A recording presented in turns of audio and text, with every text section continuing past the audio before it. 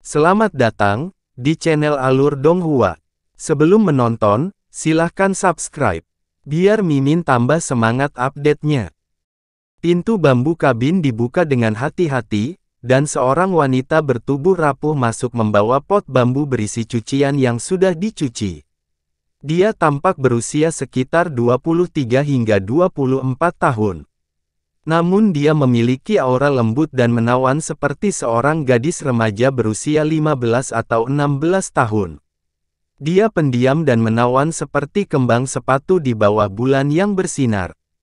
Dia mengenakan pakaian abu-abu yang kasar, tetapi pakaian itu tidak mampu menghilangkan watak cantiknya yang seperti bintang dan menarik perhatian, seolah-olah itu adalah hujan di sisi gunung. Terutama matanya. Mereka lebih jernih daripada kristal paling murni, cukup indah untuk membuat seluruh dunia kehilangan warna jika dibandingkan. Jelas melihat di mana dia berada, Yun Che sudah mengantisipasi penampilannya. Namun, dalam hitungan detik dia membuka pintu dan masuk, jantungnya mulai berdetak kencang. Kedua mata dan ekspresinya terpaku dan dia hanya bisa menatap kosong. Seolah-olah seluruh dunia telah kehabisan semua warnanya dalam sekejap, dan hanya sosoknya yang tersisa. Semua emosinya, semua pikirannya, semua keyakinannya, semuanya mulai melonjak sepenuhnya dan hebat. Tahun itu, dia meninggal dalam pelukannya. Setelah menangis, dia yakin dia tidak akan pernah meneteskan air mata lagi seumur hidupnya. Tetapi pada saat ini, dia merasakan air mata yang tak terkendali mengalir tanpa izin di bawah rongga matanya. Jantungnya berdebar-debar seolah emosi yang bukan lagi miliknya terjalin dalam kekacauan. Dia lupa di mana dia berada, lupa bahwa dia masih dalam persidangan. Pada titik ini, semua emosinya menyatu dan berubah menjadi tangisan tangis yang datang langsung dari jiwanya. Linger, linger. Keranjang bambu di tangan gadis itu jatuh ke tanah. Melihat Yun Che yang sedang duduk di tempat tidur, matanya yang indah mengungkapkan kebahagiaan dan kejutan yang tulus. Bergegas ke depan tempat tidurnya, ekspresinya panik, namun dia memaksakan suaranya menjadi begitu lembut dan lembut, "Kakak Yun Che, kamu sudah bangun, apakah tubuhmu masih sakit? Apakah kamu merasa tidak nyaman?" Dengan wajah gadis itu hanya beberapa inci darinya, udara kekanak-kanakan yang hanya dimilikinya berdampak besar pada jiwa Yun Che. Matanya dipenuhi kebahagiaan, kekhawatiran, kegelisahan, kesedihan dan kerinduan yang sangat tersembunyi. Itu sama dengan ingatannya, dan juga berkali-kali dia muncul dalam mimpinya. Hanya saja, dia tidak pernah berani berpikir bahwa suatu hari nanti dia mungkin bisa menatap sepasang mata yang indah ini lagi. Dia perlahan-lahan menjadi linglung karena menatap. Bibirnya tidak berhenti gemetar, namun dia tidak bisa mengucapkan sepatah kata pun. Pada saat ini, semua pikirannya telah hancur total. Satu-satunya yang tersisa adalah sosok di depan matanya yang terpatri begitu dalam di dalam jiwanya. Bahkan kematian pun tidak mampu membuatnya lupa.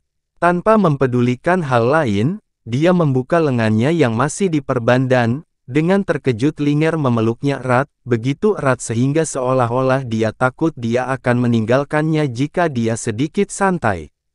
"Kakak Yun Che," tubuh Linger membeku beberapa saat sebelum dia memeluknya kembali, menyandarkan seluruh tubuhnya ke dadanya dan berbisik pelan. "Linger, Linger, Linger." Yun Che tahu betapa tidak pantasnya dia saat ini. Hatinya benar-benar kacau. Di balik tangisannya sendiri, dia bisa dengan jelas mendengar suara tangisan dan merasakan air mata yang tak henti-hentinya mengalir di wajahnya. Setelah kehilangan yang menyakitkan saat itu, ini adalah situasi yang hanya bisa muncul dalam mimpinya. Kehangatan di hatinya hampir cukup untuk membuatnya berhenti berdetak, itu membuatnya merasa bahkan jika dia mati sekarang, dia akan tetap merasa puas. Jika memungkinkan, dia ingin memeluknya selamanya dan tidak pernah melepaskannya lagi, tidak peduli seberapa besar harga yang harus dia bayar untuk itu. Selama bertahun-tahun, dia sudah terbiasa dengan kehadirannya, terbiasa memperlakukannya sebagai tempat berlindungnya sendiri. Setiap kali dia berlumuran darah dan sekarat, dia akan mati-matian naik ke depan rumah kecil yang dia bangun dengan kedua tangannya sendiri. Setiap kali dia membutuhkan kehangatan, dia tidak bisa berbuat apa-apa selain datang ke sini. Setiap saat dia menjadi gila dan menjadi gila, dia juga akan selalu datang ke sini untuk mencari kedamaian. Dan, dia akan selalu menyembuhkan luka di tubuh dan jiwanya, berkali-kali. Dia akan pergi ke sungai untuk menangkap ikan untuknya, menepuk punggungnya seolah-olah membujuk bayi untuk tidur. Dia terlalu waspada dan akan bangun setiap seperempat jam setiap kali dia tidur. Hanya dengan dia di sini, dia akhirnya bisa tidur sampai tengah hari di hari kedua. Dia adalah satu-satunya sumber kehangatannya saat itu. Namun, matanya dibutakan oleh kebencian. Dia telah menempatkan balas dendam sebagai satu-satunya tujuan dalam hidupnya dan itu telah menjadi kebiasaan. Hanya sampai hari di mana dia kehilangannya, dia benar-benar memahami bahwa gadis ini telah lama menjadi lebih penting daripada hidupnya. Berkali-kali, dia memintanya untuk tidak membalas dendam lagi dengan air mata berlinang. Itu adalah satu-satunya permintaannya di tengah semua pengorbanan dan pemberiannya yang tanpa pamrih, tapi dia tidak pernah mendengarkan. Bahkan sampai saat-saat terakhir dalam hidupnya, dia masih memintanya untuk tidak membalaskan dendam tuannya atau dia. Itu bukan karena orang-orang itu, yang membunuhnya adalah keluarganya sendiri, tetapi karena dia sangat berharap agar dia berhenti menjalani kehidupan yang penuh balas dendam dan kebencian tanpa akhir. Tidak peduli seberapa besar rasa sakit yang dideritanya atau seberapa besar penyesalannya, apa yang telah hilang tidak akan pernah kembali lagi. Jika dia bisa, dia bersedia memberikan semua yang dimilikinya sebagai imbalan, bahkan jika itu adalah nyawa dan jiwanya sendiri. Linger, Linger, Linger. Dia memeluk Linger erat-erat. Berkali-kali, dengan setiap tangisan, dia berharap dia tidak akan pernah terbangun dari mimpi ini. Perasaan diberkati untuk mendapatkan kembali apa yang pernah hilang begitu hangat sehingga tidak dapat dijelaskan dengan kata-kata yang diucapkan. Kakak Yunce, bisikan Linger datang dari samping telinganya, dengan cahaya dan kekaburan yang tampak hampir seperti mimpi. Jangan berpikir tentang balas dendam lagi, oke? Jiwa tuanmu di surga juga pasti tidak ingin melihatmu seperti ini, tidak peduli apa itu, aku bisa berjanji kepadamu bahwa selama kamu berjanji, kamu tidak akan membalas dendam lagi. Kita berdua bisa tetap di sini, hutan bambu, kamu akan menemaniku, dan aku, kamu, selamanya, seumur hidup, aku akan menjadi istrimu yang paling lembut, dan tidak pernah meninggalkanmu, oke? Keharumannya, suaranya dan kata-katanya, mereka semua sangat akrab. Ini persis dengan bau dan suaranya. Terlebih lagi, ini adalah kata-kata yang pernah diucapkannya kepadanya berkali-kali sebelumnya. Di masa lalu, setiap kali dia mengucapkan kata-kata ini, dia akan merasakan bagian dalam jantungnya berdebar, tapi tepat setelah itu jantungnya akan hancur lebur karena kebenciannya. Setelah kehilangan dia bermimpi berkali-kali. Jika dia bisa memutar kembali waktu, jika surga bisa memberinya kesempatan lagi, dia tidak akan pernah menolaknya lagi, sama sekali tidak akan melakukannya. Tanpa ragu-ragu, dia menganggukkan kepalanya dengan penuh semangat, mengangguk 5 atau 6 kali berturut-turut dan bersikeras dengan suara serak, "Ya. Iya, Linger, aku akan mendengarkanmu. Saya berjanji kepada Anda, saya tidak akan membalas dendam lagi. Di masa depan, kamu akan menjadi hidupku, hidupmu akan menjadi hidupku. Dimanapun kamu berada, aku akan berada di sisimu selamanya, mengawasimu dan kita tidak akan pernah berpisah dalam hidup dan mati." Setiap kalimat, setiap kata, dan setiap emosi datang dari lubuk jiwanya. Betapa dia sangat ingin meneriakkan kata-kata ini padanya bertahun-tahun yang lalu. Linger menangis bahagia, tangannya yang putih giok memeluknya erat-erat. "Kakak Yunce, apakah kamu bersungguh-sungguh? Apa yang kamu katakan itu nyata? Aku serius. Setiap kata yang saya ucapkan adalah nyata. Jika apa yang saya katakan salah, semoga saya dihancurkan oleh surga. Yun Ce mengucapkan setiap kata dengan tekad. Setelah mengucapkan kata-kata ini, dia menutup matanya, ekspresinya begitu damai dan puas. Dia merasakan benda dingin yang tajam menusuk punggungnya. Darah muncrat dengan cepat saat kesadarannya dengan cepat menyebar di tengah beban. Pemandangan di depan matanya berubah dan menghilang saat dunia kembali ke kegelapan. Yun Ce membuka matanya. Di depan pandangannya, ada dua mata emas raksasa. Saya telah gagal. Yun Ce tertawa mencela diri sendiri, tapi terus-menerus. Awalnya, saya mengira, dengan pikiran saya akan mampu melewati tahap ketiga dengan mudah.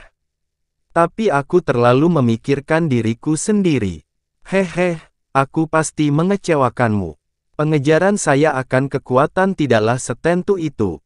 Suara roh Phoenix melayang, respon jiwamu memberitahuku bahwa kamu sudah tahu itu hanyalah ilusi sejak awal, dan bahwa kamu jelas telah melihat belati di samping tempat tidur. Anda juga jelas tahu bahwa jika Anda mengangkat belati ini dan menikam gadis itu, Anda akan dapat lepas dari ilusi dan dengan mudah lulus ujian ini. Mengapa Anda lebih memilih tetap berada dalam ilusi dan bahkan menipu diri sendiri agar percaya bahwa itu nyata? Kecuali, di dalam hatimu, kekuatan besar yang bisa kamu peroleh dengan segera bahkan tidak bisa dibandingkan dengan ilusi sementara itu. Saya tidak bisa melakukannya. Yun Ce menggelengkan kepalanya perlahan, ilusi ini datang dari kenangan paling berharga di jiwaku. Meski hanya ilusi, tapi itu terpatri dalam jiwaku sebagai kebahagiaan sejati. Kamu tidak akan bisa memahami betapa sayang gadis itu kepadaku, dan kamu juga tidak akan mengerti betapa aku berhutang budi padanya. Bahkan jika itu hanya mimpi, bahkan jika aku harus kehilangan kekuatan terbesarku sebagai akibatnya, aku tidak akan pernah mau menyakitinya. Meski begitu, kenapa kamu tidak menghindar, atau bahkan mendorongnya menjauh ketika kamu jelas merasakan dia mengambil belati untuk menusukmu? Roh Phoenix bertanya dengan nada suara bingung. Yun Ce tertawa, tapi itu adalah tawa kesedihan.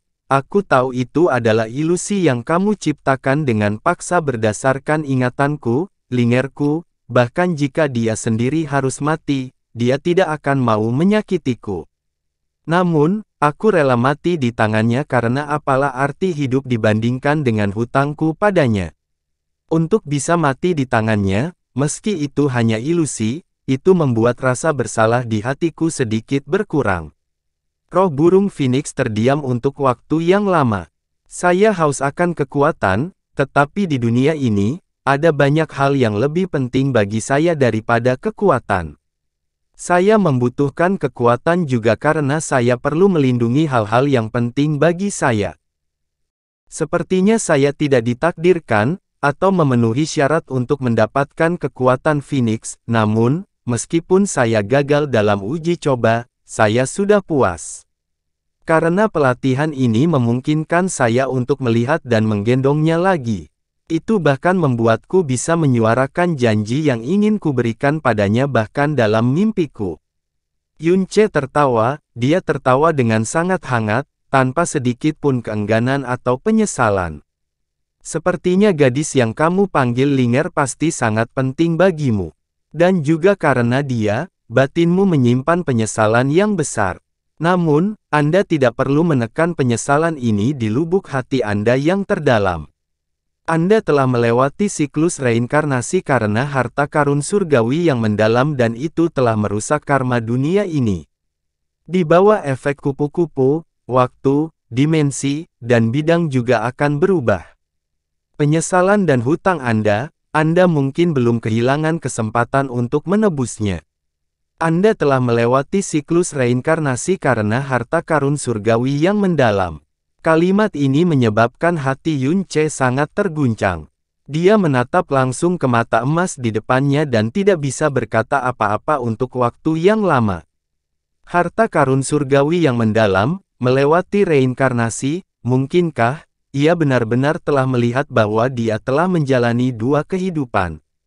Dan alasan mengapa dia hidup selama dua kehidupan, apakah karena kemampuan harta karun surgawi yang mendalam untuk melewati siklus reinkarnasi? Harta karun surgawi yang mendalam, Jasmine telah menyebutkan bahwa mutiara racun langit di dalam tubuhnya adalah salah satu harta karun surgawi yang mendalam. Namun kemampuan mutiara racun langit berpusat pada racun, obat-obatan, pemurnian, dan ruang. Di atas penemuan ini, dari mana datangnya kemampuan melewati reinkarnasi? Adapun bagian kedua dari kata-kata yang diucapkan setelah kalimat itu, dia sama sekali tidak dapat memahaminya. Dia mungkin bertanya, apa yang Anda maksud dengan kata-kata yang Anda ucapkan ini? Hehe, Roh Phoenix tertawa misterius, tidak apa-apa bagimu untuk hanya memahami setengahnya, tetapi sisanya adalah rahasia surgawi yang tidak boleh diungkapkan. Saat Anda maju dan kekuatan Anda terus meningkat di dunia ini, suatu hari Anda akan memahami semuanya. Yunce berpikir keras dan kemudian menganggukkan kepalanya, Roh Phoenix, meskipun kamu telah merusak ilusi ingatanku dan membuat Linger menikamku sampai mati, yang agak tidak menyenangkan, aku masih harus berterima kasih. Tetapi karena pada akhirnya saya tidak dapat melewati tahap pelatihan ini, saya harus pergi sekarang. Tidak, ini belum waktunya kamu pergi. Karena Anda sudah berhasil melewati uji coba tahap ketiga. Selamat, manusia yang memiliki kekuatan dewa jahat. Dalam tahun-tahun yang tak terhitung jumlahnya ini, Anda adalah praktisi ke-8 yang memilih untuk menyerahkan kekuatan Anda daripada menyakiti ilusi orang yang Anda cintai. Anda berhak mewarisi hadiah Phoenix. Feng Baichuan pernah berkata bahwa, apakah seseorang gagal atau berhasil, mereka hanya bisa mengikuti uji coba Phoenix sekali seumur hidup. Meski begitu, ia tetap memilih untuk menyerah pada uji coba tahap ketiga karena tidak ingin menyakiti sosok yang paling ia hargai. Namun, ini hanya yang dia pikirkan. Kata-kata Roh Phoenix membuat Yunce melebarkan matanya dan tertegun sejenak. Apa yang telah saya katakan sebelumnya tentang bagaimana hanya mereka yang memiliki ambisi yang cukup untuk mencapai kekuatan yang dapat melewati uji coba tahap ketiga, adalah petunjuk yang disengaja ke arah yang salah. Burung Phoenix adalah makhluk yang saleh dan cobaan yang ditinggalkannya adalah hadiah untuk benua langit yang mendalam. Namun burung Phoenix tidak pernah rela kekuatannya diwarisi oleh mereka yang jahat dan tidak berperasaan. Ujian ketiga dibangun melalui kenangan paling menyenangkan dari dalam jiwa praktisi. Sebelum persidangan, saya akan memberikan petunjuk bahwa hanya melalui keinginan yang kuat akan kekuasaan seseorang dapat lulus persidangan. Benar, ilusi itu berasal dari ingatanmu sendiri, dan tidak ditiru dari sumber lain. Itu persis sama dengan orang, benda, atau peristiwa sebenarnya dan mereka harus menghadapinya seolah-olah semuanya nyata. Jika mereka menyakiti orang yang paling mereka cintai hanya untuk mendapatkan kekuatan, meskipun itu semacam dedikasi, dan meskipun itu tidak berarti bahwa mereka jahat, mereka masih akan kehilangan kebutuhan jiwa yang paling penting. Jika orang seperti itu menerima kekuatan besar, itu hanya untuk pertumbuhan dirinya sendiri, dan bukan untuk melindungi orang lain. Ini akan bertentangan dengan niat awal Phoenix untuk meninggalkan tempat uji coba ini. Dari 7 orang yang sebelumnya telah lulus ujian ketiga, ada yang menghadapi istri sendiri, ada yang menghadapi majikan, dermawan, orang tua, bahkan anak-anaknya. Mereka seperti Anda, mereka jelas bahwa itu hanyalah ilusi, tetapi masih tidak dapat melakukan perbuatan itu. Namun, ketika mereka diserang, mereka akan melawan meskipun mereka tidak menyerang balik. Sedangkan bagi Anda rela membiarkannya menikam Anda sampai mati supaya Anda dapat memiliki beberapa saat lagi untuk memeluknya. Selama bertahun-tahun, Anda adalah satu-satunya yang telah melewati tahap ketiga dengan sempurna. Perubahan mendadak ini tidak diragukan lagi membuat Yun Che senang melampaui ekspektasinya. Tidak bisa dikatakan bahwa dia melewatkan keberuntungan, karena dia pasti akan membuat pilihan ini tidak peduli apa konsekuensinya.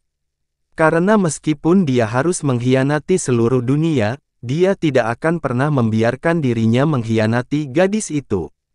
Kalau begitu, bisakah aku mendapatkan kekuatan Phoenix sekarang? Yun Che bertanya penuh harap. Tentu saja, Anda akan diberikan 3 hadiah dari Phoenix, darah Phoenix, pil Divine Phoenix dan Anda akan memiliki kesempatan untuk mempelajari World Ode of the Phoenix. Saat ini, aku akan menganugerahkan kepadamu Vena Phoenix. Mata emas roh Phoenix bersinar, dan menyebabkan dunia gelap berubah menjadi emas dalam sekejap. Tiba-tiba, titik cahaya keemasan datang dari ruang ilusi. Itu ditembak tepat di antara alis Yun Che dan kemudian tenggelam setelahnya. Para penantang sebelumnya hanya menerima setetes darah Phoenix setelah mereka lulus, tetapi Anda memiliki harta karun surgawi yang mendalam, memegang kekuatan dewa jahat, dan telah melewati ujian ketiga dengan sempurna. Saya harus membuat pengecualian dan memberi Anda 3 tetes darah Phoenix. Anda sudah dilengkapi dengan benih surgawi dari dewa jahat, dan tidak akan dirugikan oleh api apapun. Oleh karena itu, kemampuan Phoenix untuk menahan api tidak akan berguna bagi Anda. Tapi setelah itu menyatu ke dalam pembuluh darahmu, itu akan memungkinkanmu menguasai seni mendalam atribut api dan memberikan hasil 2 kali lipat dalam separuh waktu. Keterampilan mendalam atribut api yang dapat Anda gunakan akan lebih kuat dari sebelumnya. Terutama Phoenix Fire Skill, yang memungkinkan Anda menggunakan kekuatan yang 3 kali lebih kuat dari yang bisa dimiliki oleh pembuluh darah orang normal. Ada juga alasan lain, setetes darah Phoenix adalah yang paling bisa ditangani oleh pembuluh darah orang normal. Tetapi karena Anda dilengkapi dengan benih surgawi dari dewa jahat, menampung 3 tetes darah pun adalah hal yang mudah. Anda juga akan terbebas dari rasa sakit dan bahaya melalui proses ini. Sekarang tutup matamu dan biarkan 3 tetes darah Phoenix ini meresap ke dalam pembuluh darahmu. Di antara 7 penantang sebelumnya, waktu terpendek yang dibutuhkan seseorang untuk keseluruhan proses adalah 3 hari, tetapi saya yakin ini tidak akan memakan waktu lebih dari setengah seperempat jam dalam kasus Anda. Suara roh Phoenix bergema di dalam hatinya, tapi Yun Che sudah terlalu sibuk untuk menjawab. 3 tetes kecil darah mungkin tidak tampak apa-apa dibandingkan dengan pembuluh darah besar di tubuh manusia, tapi ini adalah tetesan darah milik burung Phoenix. Setelah 3 tetes darah Phoenix memasuki pembuluh darahnya, seolah-olah ada 3 kelompok api yang menyala-nyala, dan ketiga kelompok api ini sepertinya menyebar ke seluruh nadinya dalam hitungan detik sambil dengan keras mengaduk seluruh darah di tubuhnya. Seandainya dia hanyalah manusia biasa, rasa sakit membara yang mendidihkan nadinya saja sudah cukup untuk membuatnya berharap mati daripada menanggung siksaan seperti itu. Mungkin, di bawah tekanan dan perlawanan yang sangat besar, setetes mungkin berhasil menyatu ke dalam nadinya, tapi 3 tetes. Seperti yang dikatakan Phoenix, ini benar-benar melebihi kemampuan manusia untuk bertahan. Tidak hanya mustahil untuk menyatu, mereka bahkan akan ditelan oleh darah Phoenix. Tapi bagi Yun Che, perasaan yang ditimbulkan oleh luka bakar semacam ini hanya terasa seperti 3 arus hangat yang muncul dari tubuhnya. Hanya bagi manusia biasa saja darah Phoenix ini akan menjadi sangat tangguh dan mulia. Itu seperti mengubur 3 batu berharga di dalam tanah biasa. Yun Che dengan tenang menutup matanya dan menekan perilaku ledakan 3 tetes darah Phoenix dengan energinya yang dalam. Sambil membiarkan darahnya mengalir ke segala arah, dia membiarkannya menyatu ke dalam aliran darahnya sedikit demi sedikit.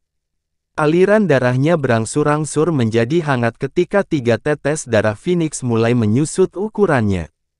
Setelah belasan kali beredar di sekujur tubuhnya, 3 tetes darah Phoenix akhirnya menghilang ke pembuluh darah Yun Che. Yunce membuka matanya dan tanda api merah menyala di antara alisnya.